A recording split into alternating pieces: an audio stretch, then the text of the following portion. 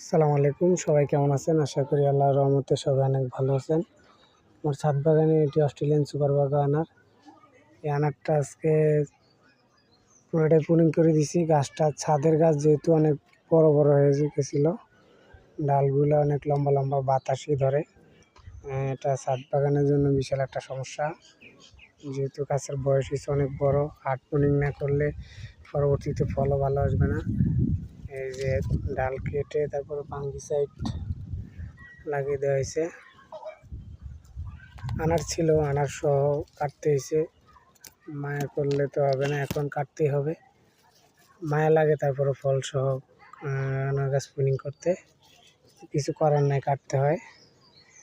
মাশাআল্লাহ অনেক ভালো ফলন আসছিল, কিন্তু উপরে ফল সহ ডাল কেটে দিতে হয়েছে, যেহেতু হার্ড প্রুনিং করা লাগছে এই সময়।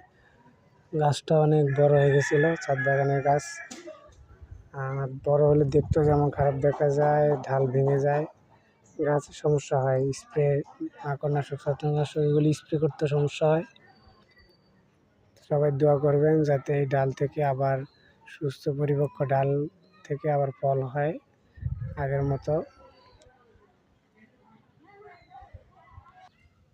কেটে ফেলা ডালগুলির মধ্যে দেখেন এই যে আনার ছিল, সবাই কেটে ফেলতে হয়েছে, কিছু করার নাই। মায়া করলে হবে না, হার্ড প্রুনিং যেহেতু করাই লাগছে। গাছটা অনেক লম্বা হয়ে গেছিলো। এটা হচ্ছে অস্ট্রেলিয়ান সুপার বাগানের একটি জাত।